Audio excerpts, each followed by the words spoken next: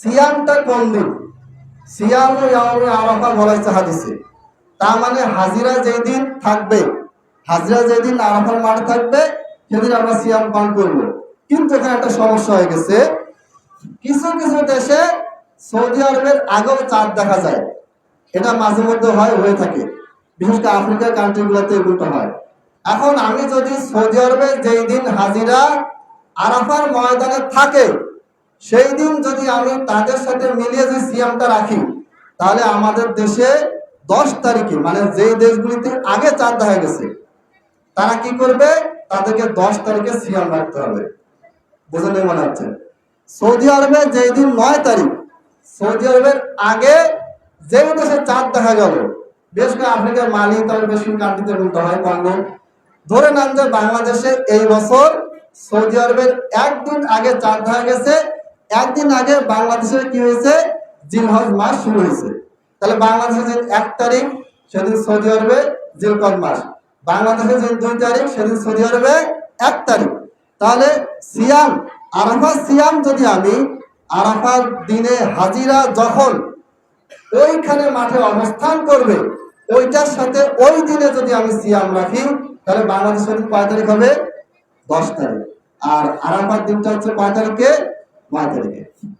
এক্ষেত্রে কি হবে, এটা একটা সমস্যা। আরেকটা সমস্যা, যদি বাংলাদেশে একদিন পরে, যেমন গতকালকে সৌদি আরবে জিলহজ শুরু হয়েছে, বাংলাদেশে এখনো শুরু হয়নি, আজকে হবে ইনশাল্লাহ। তো বাংলাদেশ যেদিন 2 তারিখ, 1 তারিখ সেদিন সৌদি আরবে কয় তারিখ, 2 তারিখ। সৌদি আরবে যে 3 তারিখ সেদিন বাংলাদেশে কয় তারিখ, 2 তারিখ। সৌদি আরবে যেদিন 9 তারিখ সেদিন বাংলাদেশে 8 তারিখ। এখন সৌদি আরবে 9 তারিখে হাজিরা কি করেছে, আরাফার মাঠে জমা হয়েছে। বাংলাদেশের 8 তারিখে আমি কি করলাম, ওদের সাথে তাল মিলিয়ে আমি কি করলাম, সিয়াম রাখলাম। তারপর 9 তারিখে দিন ফাঁকা ছুটি কাটাইলাম, তারপর 10 তারিখে কুরবানি করলাম। এই দুইটারই কোনো ভিত্তি করা আছে নাই। যেই দিন আরাফা সিয়াম হবে তারপর দিন ঈদ হবে। এখন এক দেশে আগে দেখা গেল সৌদি আরবের আরাফার সাথে তাল মিলাতে যায়, তারা ঈদের দিন সিয়াম পালন করতে হবে, যেটা হারাম নিষিদ্ধ।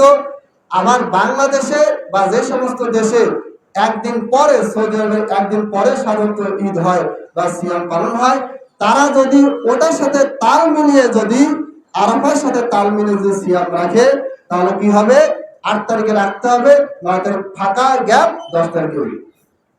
পয়েন্টটি বুঝতে পারছেন? এটার সমাধান কি? এটা নিয়ে আলেম ওলামারা অনেক গবেষণা করেছেন। যখনই আলেম ওলামাদের ভিতরে বিতর্ক সৃষ্টি হবে, আপনি কোথায় যাবেন, ফাইন তানাযাতুম ফি শাইইন ফারুদ্দুহু ইলাল্লাহি ওয়া রাসূল, আল্লাহ এবং তার রাসূলের দিকে ফিরে যেতে হবে। যদি আমরা কোরআনের আয়াত খুঁজি সেখানে এই ব্যাপারে কিছু বলা নেই, তাহলে আমরা কোথায় যাব, কোরআনের সবচেয়ে বড় মুফাসসিরকে আল্লাহ নবী সাল্লাল্লাহু আলাইহি ওয়াসাল্লাম।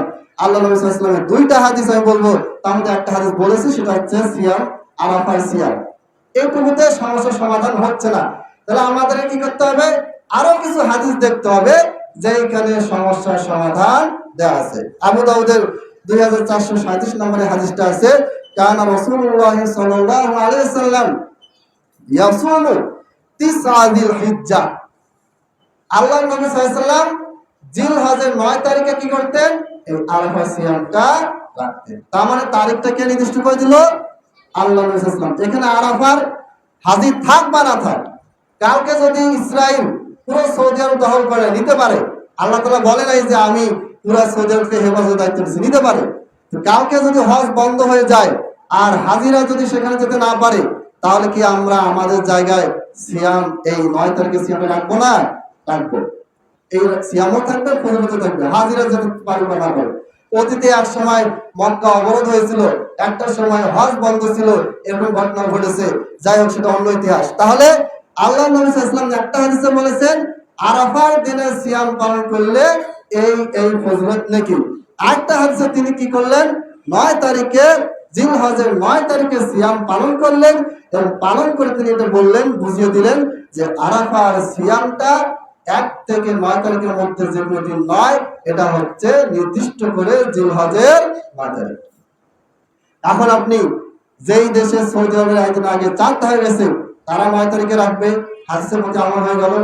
যারা সৌদি আরবের একদিন পরে জিলহজ শুরু করবে তারা 9 তারিখে রাখবে, তাহলে কি হয়ে গেল, কারো কোনো সমস্যা হবে না। আরেকটা বিষয়, এখন মোবাইলের যুগে আমরা জানতে পারতেছি যে আজকে হাজিরা সেখানে আছে, কিন্তু 200-500 বছর আগে তো এটা সম্ভব ছিল না। কিয়ামতের আগে আগে প্রযুক্তি ধ্বংস হয়ে যাবে বলে আলেমের মত দিয়েছেন বেশ কিছু হাদিস থেকে তারা। তো যখন থাকবে না প্রযুক্তি, তখন তারা জানবে কিভাবে? আবার এখনো অনেক অনুন্নত এলাকা আছে যেগুলো যাতে মোবাইল তো দূরে থাক, সেখানে কোনো কারেন্ট ইলেকট্রিসিটি পর্যন্ত পৌঁছায়নি। বাংলাদেশেও আছে, আপনি কুড়িগ্রামে যান, ওইদিকে লালমনিরহাট যান, এরকম এলাকা আছে। ভারতের প্রচুর এলাকা আছে। আফ্রিকা তো এখনো, আফ্রিকাকে বলা হয় অন্ধকারাচ্ছন্ন মহাদেশ। এখনো আফ্রিকায় এমন এমন এলাকা আছে যে আপনি আমি আমাদের মতন গরিব মানুষ যারা যারা টিনের বাড়িতে থাকি, চাটির বাড়িতে থাকি, তারা ওখানে গিয়ে থাকতে পারবো না। তাহলে এরা কিভাবে জানবে যে আজকে হাজিরা আরফার ইয়াতে আছে? তারা হিসাব করবে যে আজকে 9 তারিখ, তারা রাখবে। এখন হাজিরা আরাফার ময়দানে থাক বা না থাক, এটাকে আল্লাহ নবী সাল্লাল্লাহু আলাইহি ওয়াসাল্লাম শর্ত করেন নাই। কারণ এটা যদি শর্ত হতো তাহলে অনেকগুলো সমস্যা হতো। এক নম্বর সমস্যা, যারা আগে মাসটা পেয়েছে তাদেরকে 10 তারিখে তখন রাখতে হবে, আর যারা একদিন পরে পেয়েছে, সৌদি আরব একদিন পরে পেয়েছে, তাদেরকে 8 তারিখে রাখতে হবে। আবার যারা জানতে পারে নাই তারা কি করবে? তারা তো কিছু করতে পারবে না। আরো সমস্যা আছে যেগুলো আজকে আলোচনার সময় শেষ। তাহলে আশা করি বিষয়টি বুঝতে পেরেছেন। জিলহজের 9 তারিখে কি করতে হবে? সিয়াম, আরাফার সিয়ামটা রাখতে হবে, এবং এই সিয়ামটা আমরা সবাই রাখার চেষ্টা করব। আল্লাহ তাআলা আমাদেরকে এটা পালন করে তৌফিক দান করুন।